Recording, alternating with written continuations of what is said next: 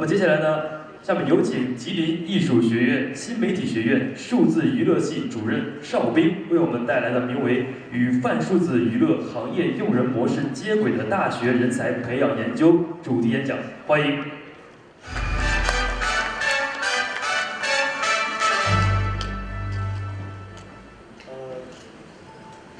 首先是今天是这个3·8节，还是这个代表男同胞送给这个在座的各位女神，你们节日快乐。然后也运用网络一句这个名言叫，管他男女比例几比几，我们的心里只有你。谢谢。刚才这个邮电的院长讲了一下这个关于目前高校的这个教育的一些问题。 然后呢，我们也结合我们吉林艺术学院，包括以我为主的这个团队，在做的一些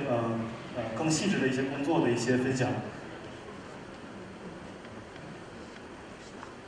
刚才讲说咱们这个游戏教育缺乏这个有实战经验的这个老师，那其实我还算是一个有一些经验的一些老师吧，也这个早年参加过一些这个游戏的开发，包括这个。 最早任职在这个台湾的一拳跟法国育碧，很多年前也做过一些游戏。现在目前呢是这个吉林艺术学院这个数字娱乐专业的系主任，然后也是国内为数不多的这个硕士生导师。所以在座的这个同学们，如果以后想这个考研的话，可以这个建议大家可以报我这个。那么近几年的这个。 国内的这个互动娱乐行业发展的势头很迅猛，然后据不完全统计吧，国内的游戏公司超过15000家，那这是很好的一个势头。那么相对于这个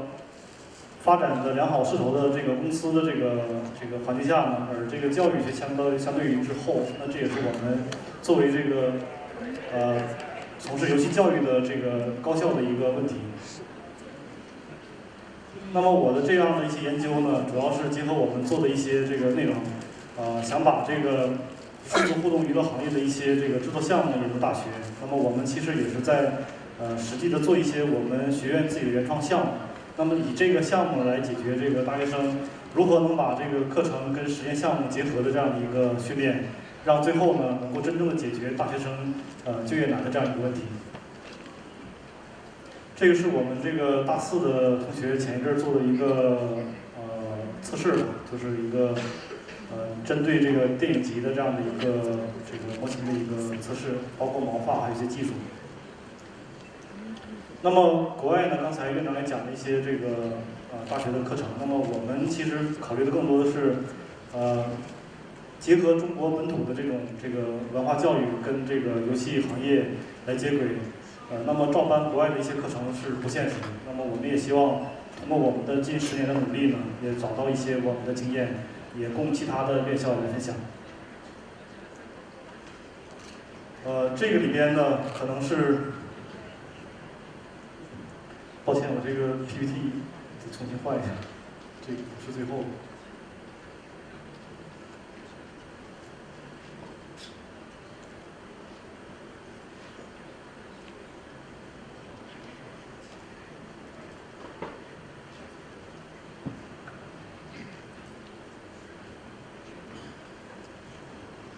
这个需要切换一下。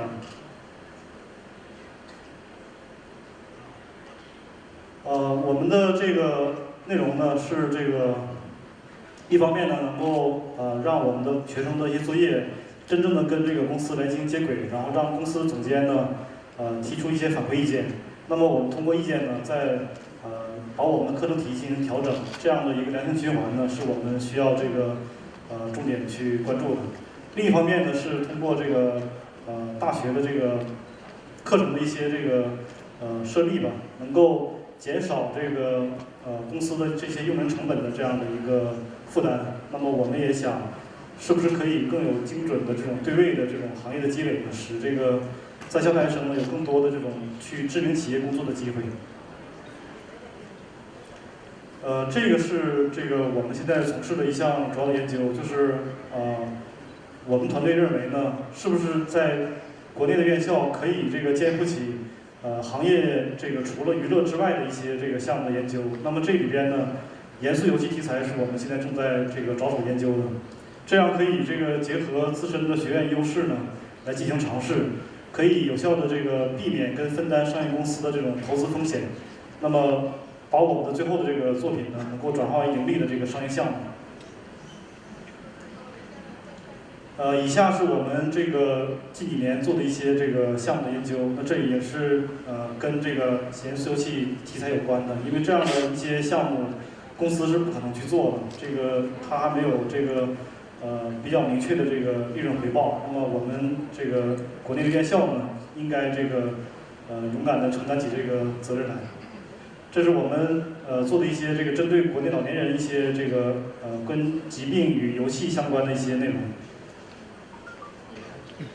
那么我们的这个想法呢，也是分为几个部分，包括线上部分呢，我们是以这个制作这个一个老年社区平台。那么我们的创意的 IP 呢，包括几个方面，一个是这个系列疾病的预防跟脑部锻炼中心，这个可以是实时的与这个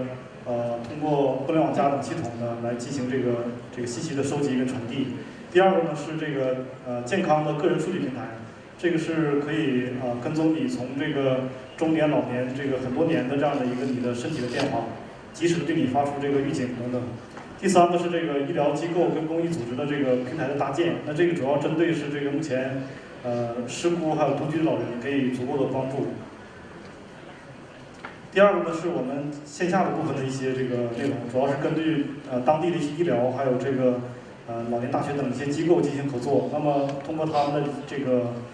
游戏的这些这个训练呢，我们作为这个开展的一些有益的一些活动呢。那么这里边呢同学还提出了一些他们的一些想法，这个例如咱们国家这个幅员辽阔，咱们各地的方言都不一样，那么可不可以利用方言来做一款语音类的这种游戏呢？那这个是不是会让老年人接受的能更快一些？这个是这个根据东北方言的一个图例，那这也是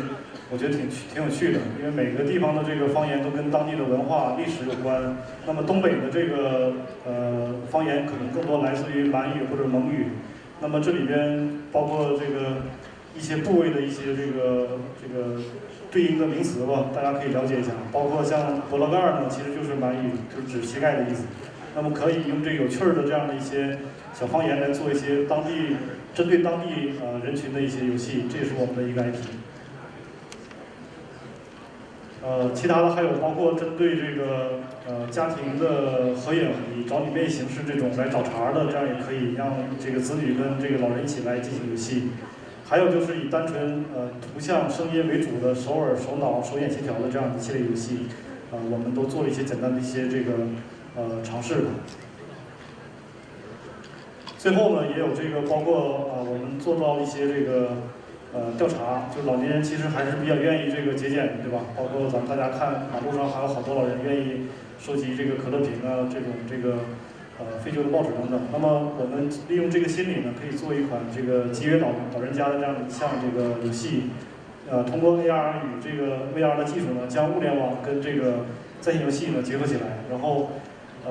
也可以跟当地政府进行这个联动，就是你游戏玩到一定程度之后呢，可以给你一定的这个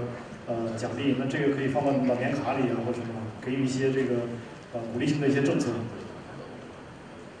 那么现在呢，这个中国大妈其实是遍布世界各地，对吧？那这个图片就是在红场、在巴黎哪儿都有咱们大妈的身影，其实有点扰民，对吧？那可不可以做一款游戏，让大妈在这个家里边可以进行一些这个舞蹈的训练，就是用这个斗舞的形式来做。那么这个是我们做另外一款游戏，就是用这个数字加减法的这个游戏呢，来锻炼脑部的这个训练。那么这个是我们学院近几年跟这个几个大的公司，主要是以完美公司为主一些项目的合作。这是我们学院的一些主干课程，因为我们是05年创立的这个专业，到现在已经10年了。这个我们有一些课程的一些经验的积累。这是广场舞打语。那么这个游戏是针对这个女性玩家的，这个我们要把这个老年人的游戏进行划分，就是细分出这个叫老爷爷和老奶奶是吧？这两个这个大的这个区别。然后这个是针对这个老年男性的一款游戏，就是用坦克的这个对战的形式呢，来这个让老年人这个有一个实现英雄梦的这样一个想法。还有包括我们借助这个周边的游戏设备呢，可以开发出这个可以用来开这个实际操作的一些这个模拟的这个道具，包括开车，还有这个划船等等。这样也让老年人在玩游戏的时候呢，可能有更多的这个运动的这样的一个机会。这个是我们大二的同学的一个作业，就是根据10个人一个小组，然后跟他们每个小组的家人做一个这个游戏的预防，然后他们总结出一个报告。这报告里边呢，他们的切入点还挺另类的，就是他们认为预防如果老年痴呆症的话呢，可能这个适度的性爱也是可以这个预防老年这个疾病的。这是我们之前的这个毕业生的一些合影。那么这个是我们借助这个 AR 技术呢，做的一款原创的这个针对低幼的这个游戏，就是跟我们当地的出版社结合，就是讲的是这个太空家园的这个故事。然后呢，今天我也带了我们做完的这个实际游戏的 demo， 这个如果会后的话呢，有这个大咖想这个联动的话，可以及时跟我联系。这个是我们做另外一款，就是针对这个恐龙宝宝养成的一款这个游戏，也是借用了最新的这个VR 跟 AR 的这个增强技术来实现的。这个是我们在这个去年这个参加这个创意博览会，给当时的这个领导来演示我们的游戏的一个照片。然后我们也结合当地的这个东北的文化呢，做出一些这个有趣的这个游戏的尝试。这就是长白英雄传结合我们长白山的一些文化特点，以人参娃为这个主角进行一些冒险。这个是这个 PC 的这个端游。那么这个是刚才我说这个老年人借助这个周边设备可以开车呀，或者是划船的这样一个项目 demo 的演示。这个是自行车的。然后这是我们根据头盔来开发的一些这个小的一些 demo。然后这是我们学院的一些这个介绍。那么我们系呢下分3个工作室，包括G9数字娱乐，包括次世代游戏研究，还有这个立体虚拟艺术研究室等等。针对不同的这个数字娱乐的领域呢，进行这个项目的一些合作。这是我们工作室的这个照片。那么目前我们吉林艺术学院的这个数字娱乐专业呢，平均一届大约在100人左右，现在大约有在校生大约400人。然后我的研究生呢，这个今年是第2届毕业，虽然只有3个人，但是也为咱们国内的这个游戏教育做出了贡献。然后下面请看一下我们的这个影视短片，1分钟的时间，我们的一些游戏演示跟这个学生工作的一些画面。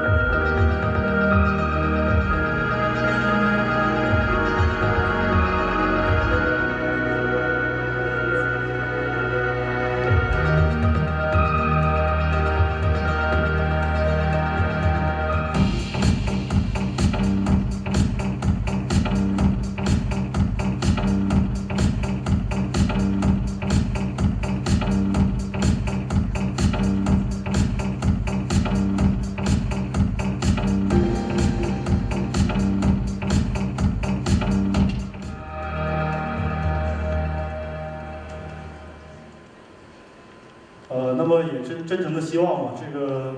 有志于从事这个行业学习的同学们，包括在行业中干得不错的这个精英们，如果想当老师的话呢，也要多投身于咱们国内的这个游戏教育事业，因为现在确实是老师太少了。最后呢是我的这个邮箱和我的电话，如果愿意的话呢，可以跟我课下可以进行联系。然后也希望这个每年呢，咱们有一些这个大型的一些活动，能够把咱们的这个院校的这些这个工作呢，能联动得更紧密。希望咱们这个数据的行业越来越好。然后最后是我的特大号的这个二维码，希望大家可以加一下微信，谢谢。